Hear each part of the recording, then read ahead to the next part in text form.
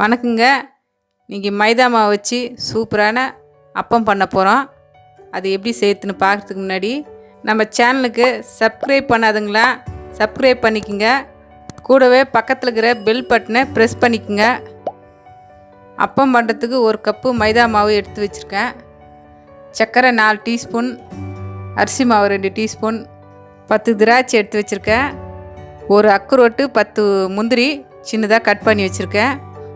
ஒரு ஏலக்காய் தூள் பண்ணி வச்சுருக்கேன்.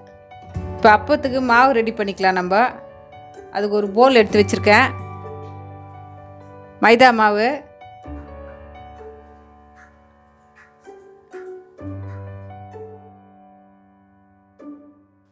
சர்க்கரை போட்டிருக்கேன், அரிசி மாவு,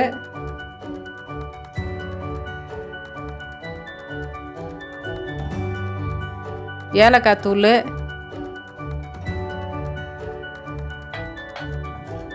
அக்குரோட்டு, முந்திரி, திராட்சை இப்போ எல்லாம் போட்டாச்சு. இப்போ நம்ம தண்ணி ஊற்றி நம்ம தோசை மாவு பக்கத்துக்கு நம்ம அதை கலந்து விட்டுக்கலாம்.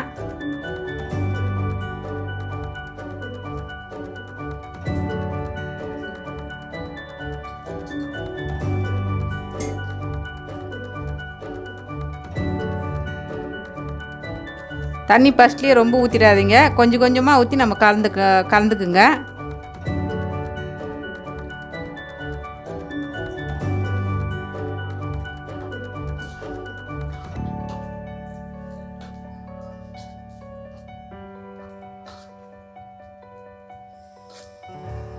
மாவு கலந்தாச்சு.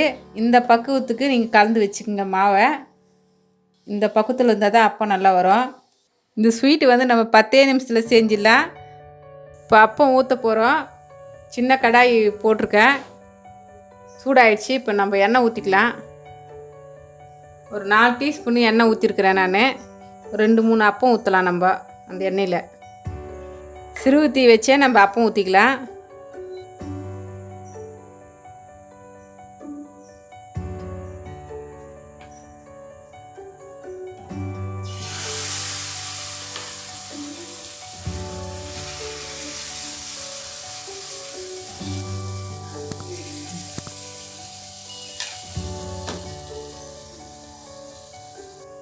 ஒரு 2 நிமிஷம் அப்படியே வேகட்டும். அதுக்கப்புறம் நம்ம திருப்பி விட்டுக்கலாம்.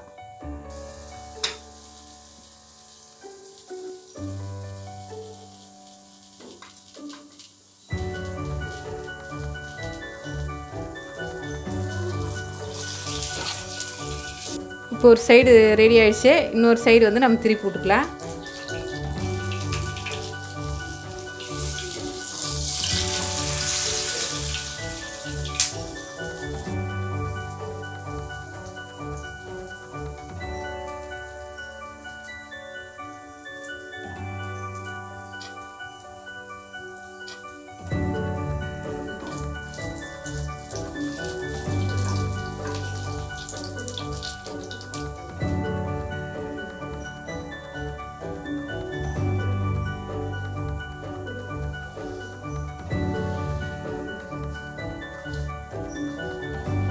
ரெண்டு சைடு நல்லா வேகணும்.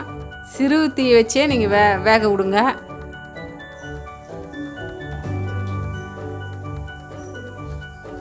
இப்போ அப்போ ரெடி ஆயிடுச்சு. நம்ம எடுத்துக்கலாம்.